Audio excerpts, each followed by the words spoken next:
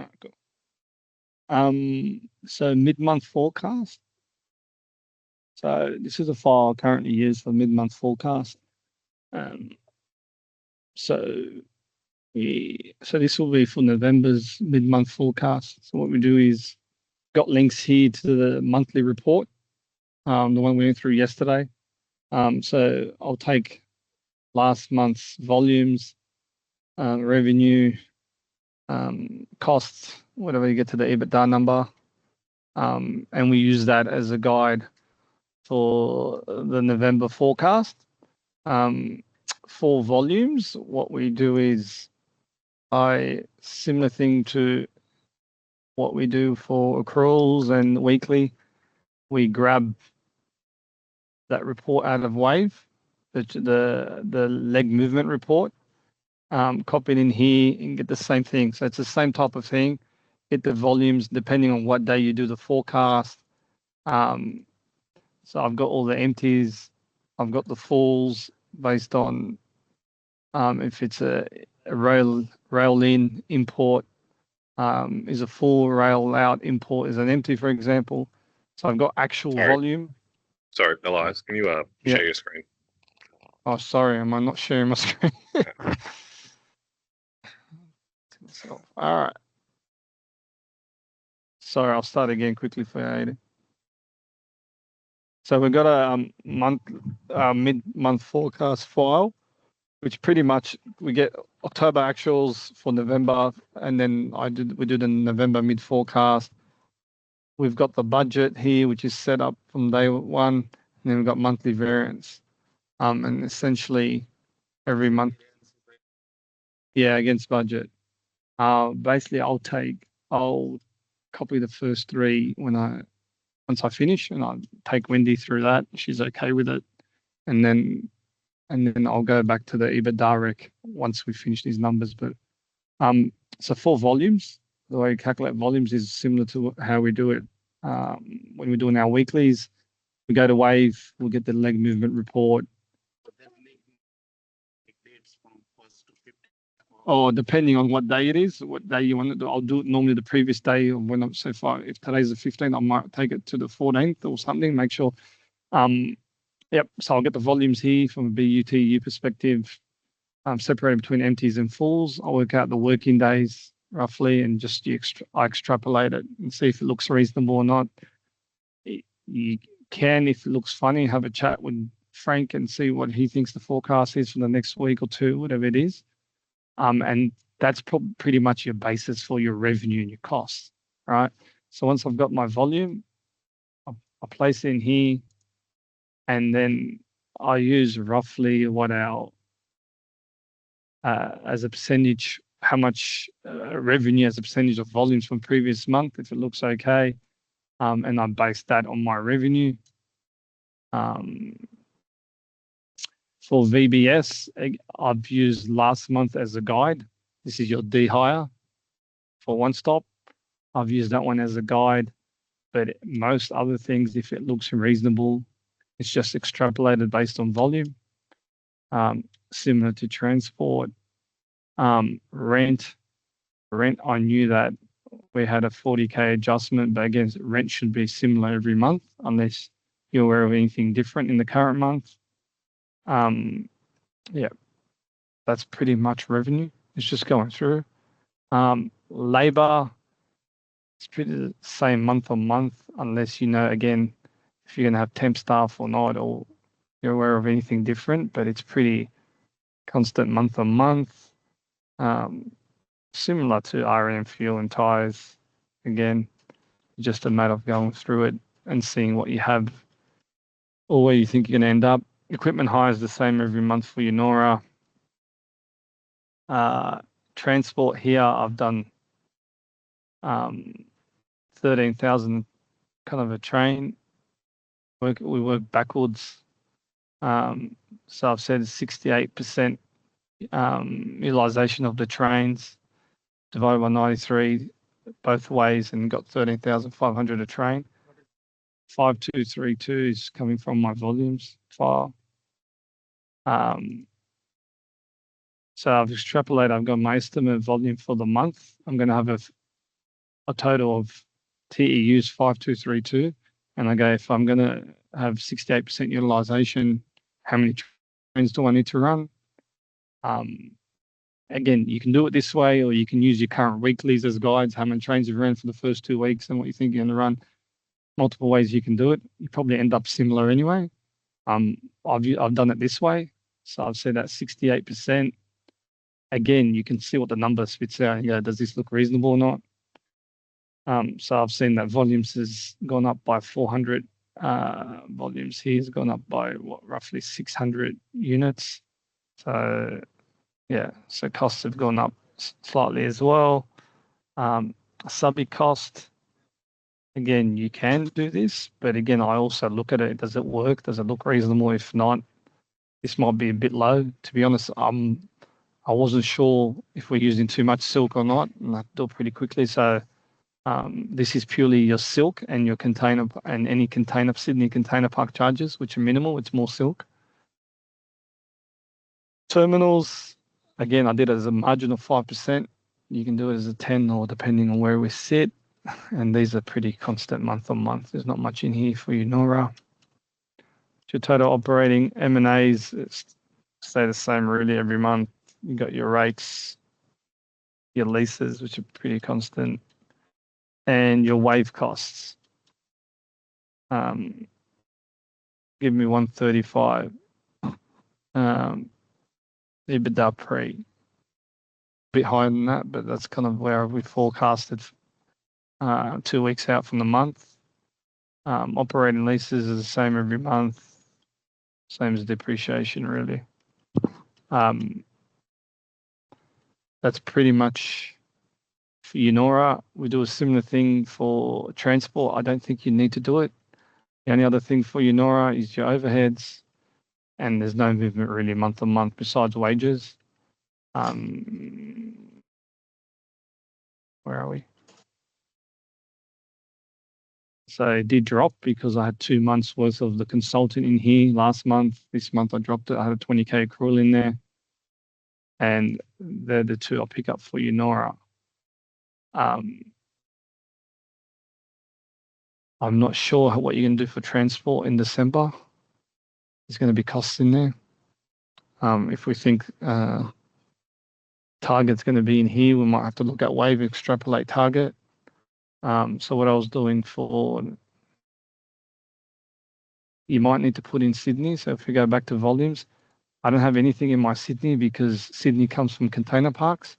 So Cam will give me what he thinks the volumes are, and he can pretty much work out everything else on that in the P&L for Sydney. Cam, yeah.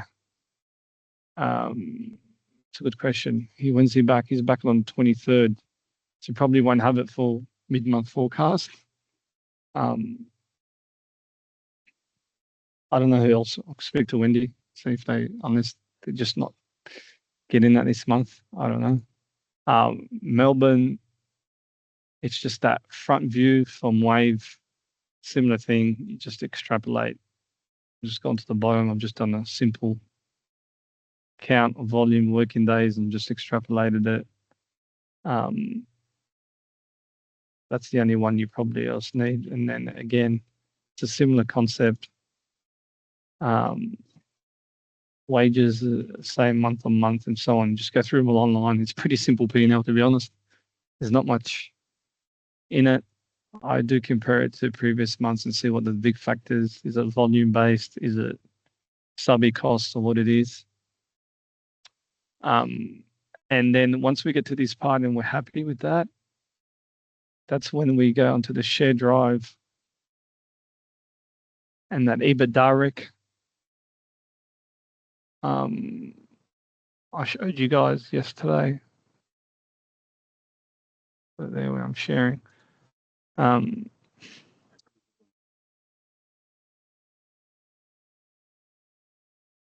Yeah. Speak with Wendy, I don't know. Not mid-month, sorry, go into weekly workings here. So this is the same file that's used on a month-end basis and a mid-month basis. So there's two files for landside. There's overheads and there's landside, which is excluding overheads.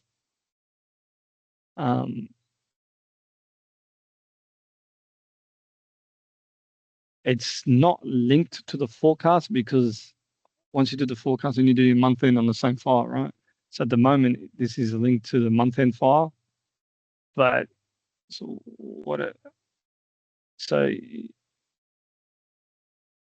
this, once you change this to December, the budget changes for December. It's pretty much then putting the variances to the budget in here.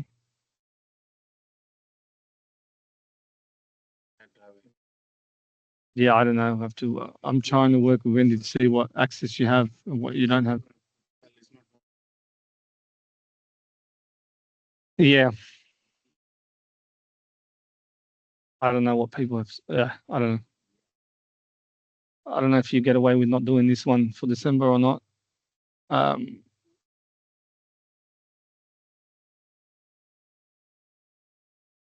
Yeah, I'll see what you guys have access or not going to have access to. But and then if we go back to this file, so this is the monthly variance. So you're pretty much picking up here, excluding overheads. So for example, the first line in the variance is your empties. So what I normally pick up to make things a little bit easier, I'll pick up the variance in here, so that number, and I'll pick up base revenue empty. So I would input the sum. See, I've done it already. I will input the sum of that. So you can link that to this. Oh, where are we? Not that file. Where's my monthly file? I'll put it here, and that will be the variance. I'll put the rent in here, variance, and I'll put the total revenue variance in here, less these two. So then I'll show you quickly. So I'll do the rent, which is 301, and then the rest is this number here. I'll put that in, less these two numbers, and I get the total rent, the difference. So then yeah, it just works out. You do a similar thing. These are line items, so these gets easier here. It's just line by line. So you got operating labor, which is operating labor here, and then you've got equipment running costs, which is this line here. Staff welfare. Just have to be careful. You can't include these two lines, overheads. So where this starts, you exclude these because they go in a separate in the other EBITDA rec. So this rec is a bit strange to me. So I've added lines because they start with EBT and they want to get to EBITDA. It's not the same thing. So I've gone and added a few other lines. I've added the budget, added back depreciation and finance to get to EBITDA from the budget. So this is just picking up the budget numbers. You pick up depreciation and you get to that. It's pretty straightforward once you do it. It's just a difference. You're picking up the variance to get to your number, and that's your check. And you just update the commentary. So for mid-month forecast, you only need to do the month. But for month to date, when you do your month end, you do this one and the year end. Do a similar thing for month end and year end. Year to date, sorry, year to date. So month to date and year to date, which is a similar thing. It's just a column. So on your monthly file, I open my monthly file. Open November.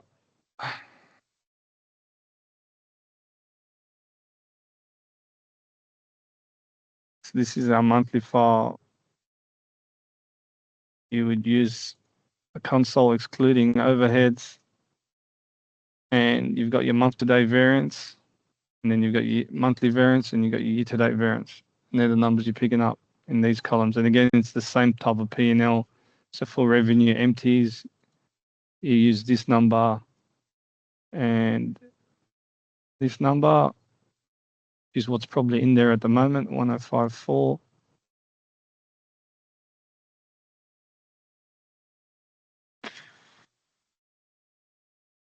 That's your 1054. 281 will be your rent. which is your rent, and then the other bit, I'll take the 6509. I'll put that in here, which is less those two, and then you get your total variance 6509. And these are easier. It's just line by line items. You add the commentary, and you do the same for year to date. So you do this for month end, and then you do the mid-month forecast. You complete this. You don't have to do anything with it as long as it's saved and it's in the system. Someone else will pick it up and report it. For overheads, it's a little bit easier. All you're doing is EBITDA. So if I go back to the shared drive, I open my overheads file.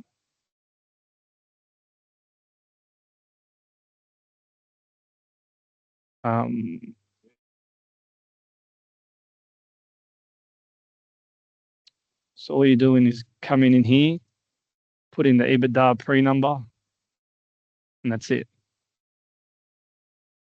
And just closing it. I better not have changed it. I better change that back. Sorry. Where are we? I better change that back to 11. I don't want to change it in case they haven't done what they need. Yep. So initially it'll take probably three hours or so to kind of work your way through it, 3 to 4 hours with all the commentary, and then it'll get easier each month. But we can speak to Wendy today just to make sure what we can do with shared drives and things like that. Again, I'll put this all part of the file. I'll put everything, and I'll name everything.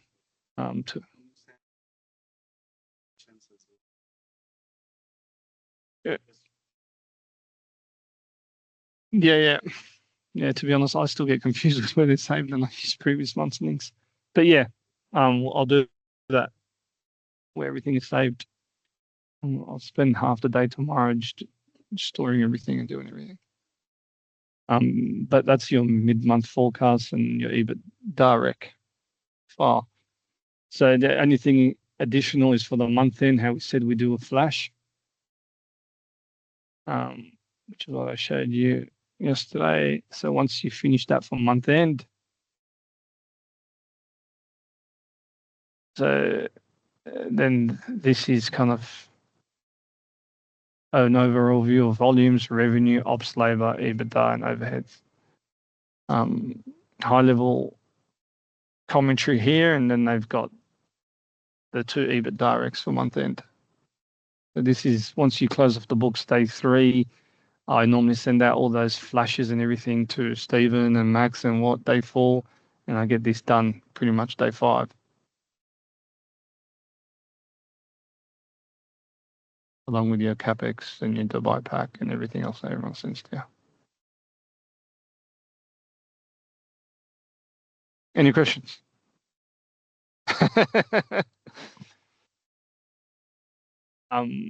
Yeah.